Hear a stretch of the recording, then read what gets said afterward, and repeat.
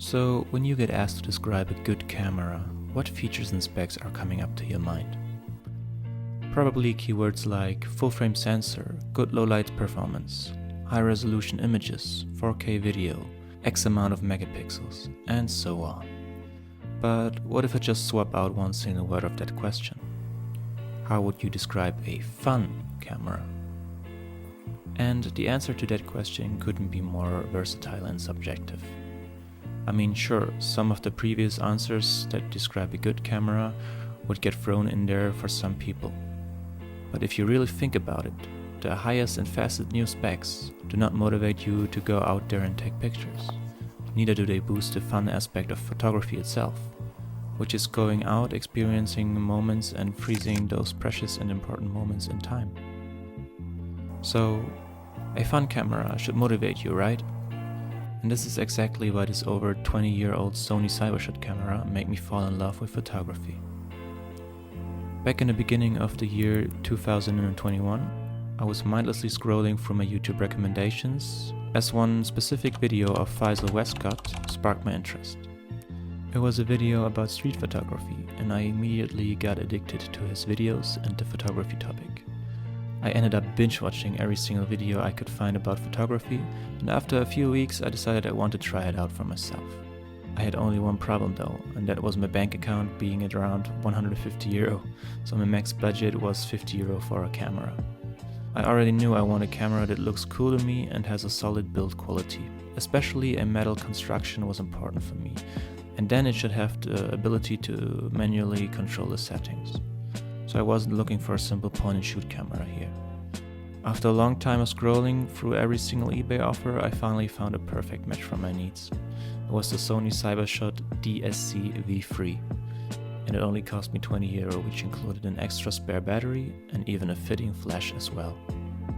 With buying my first camera, I really had in my mind to try out photography and find out if it's really something I enjoy doing and want to invest my time and money into in the future. And well, what can I say? This camera did exactly that for me. The look of this camera and the sleek metal build quality really made me want to go out and take pictures with it. Experiencing photography with all this haptic feedback of the clicky buttons and dials and being in full control of the settings of the camera led to some really fun learning and understanding of photography itself. Paired with this Carl Zeiss branded zoom lens, it really produced some great looking images even on this tiny 7.2 megapixel CCD sensor of the year 2004. I really like to manipulate the contrast, saturation and white balance in this camera to achieve an almost film-like look without needing to edit the pictures. Because you anyways don't have the options to shoot raw, this makes this camera feel so freeing because you know you're not gonna edit them in Lightroom for hours. And don't get me wrong, I love spending hours in Lightroom to get the perfect results out of my other cameras, but it's just a refreshing change to not overcomplicate things from time to time and going out to take pictures just for the sake of taking pictures and the whole process behind it. Being in the moment, seeing beautiful compositions and capturing life, without any pressure. This really feels like meditation for me, and if you ever feel like you're stuck creatively, it can help you overcome this phase. Going out in nature, on the streets with absolutely no expectations, with a camera that doesn't let you take professional images, really sets you free to be creative. It almost forces you to do so. So whenever I go out with this camera, I really try to embrace imperfection to create images I wouldn't normally think of. I intentionally use longer shutter speeds to create motion blur. I use the manual focus of this camera and often shoot at f8 because paired with this tiny sensor you will get everything in focus in the frame anyways. So you don't need to use the slow and loud autofocus of the camera.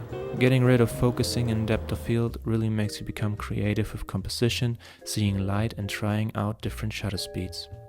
Combining all this really sets you up for the most fun and relaxing walks around nature or some low pressure street photography. This method also helps you to stop overthinking and go with your intuition, instead of always thinking about how to create something that as many people as possible will like on social media.